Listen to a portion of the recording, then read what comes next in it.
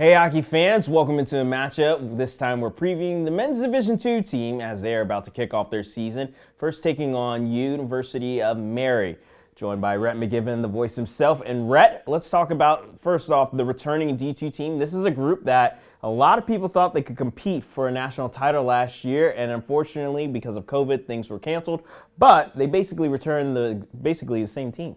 Yeah, this is a group that is primed and ready to take a run at a national championship. You bring back Nieder. I know he's had some injury concerns, but hopefully he'll be healthy start of the season. Flanders, McFarland, the list goes on and on, especially in back end. You've got two goaltenders that both saw time last season that could be a starter on any given night. Yeah, this team's ready to go. And I think one of the things they're going to have to be ready to go because the Marauders of Mary have actually played a fair amount of games. They've actually logged 6 games this season where they have 5 wins and 1 tie, and 4 of those wins come on the road. So this is definitely going to be a tough team going against the number 1 team in the West. Yeah, this is a group that is also primed to take a run at a national championship.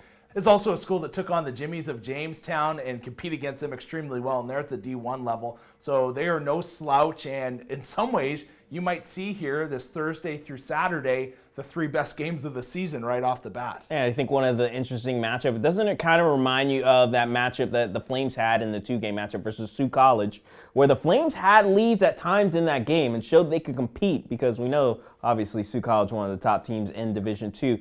This kind of has that feel of it's going to set the tone for the whole year. Yeah, it definitely does. And when you take on a team that has this much skill and are thought of as a favorite for a national championship at the ACHA, you have to limit your mistakes. And that's a tough thing to do your first 3 games of the season. Like Pat said, they're coming in, have played 6 games. This is Liberty's first contest against opposition. Now, I think there's been some scrimmages in-house that, I'm not sure of, but I would tend to believe that Liberty D1 and D2 have scrimmaged against one another.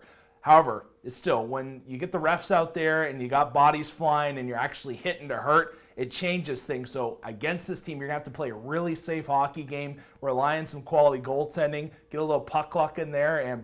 But like I said, 3 games against this group, Liberty versus Mary, it's going to be really good. I think one of the key aspects of this game, too, is definitely going to be for the Flames. It's got to be the power play, which we haven't seen all year, but you got to believe one of the best power play units in the nation last season. It's got to really come and show in these next 3 games to start the year. Yeah, I think whenever you look at collegiate hockey, a top-end power play can get you so far. And that's been the case for Liberty in the past. So the Division II team, like Pat mentioned, bringing back so many players. And I think the most notable one, Crilly and Orwinski leaving power play-wise. They were both on both units. That's going to hurt a little bit, but this is a team that brings back so much talent. You have Flanders, who is just a goal-producing machine. If you can get a healthy Nieder, who does an amazing job in the slot, being able to feed guys but also shoot, this is a team that will make noise. But I have no doubt the special teams play of Liberty will dictate a win or a loss this weekend.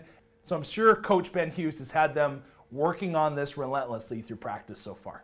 Well, a mistake-free game is what we're going to have to see from the D2 men's Flames if they want to come away with 3 key wins against the best team in the West region last season. But as always, Rhett, thanks for joining us. And if you want to tune into or itching for some hockey already, you're not going to want to miss these 3 games on Thursday, Friday, and Saturday. Hey, and for all things Flames, make sure to follow them on social media. As always, that's Rhett McGibbon. Pat Strong.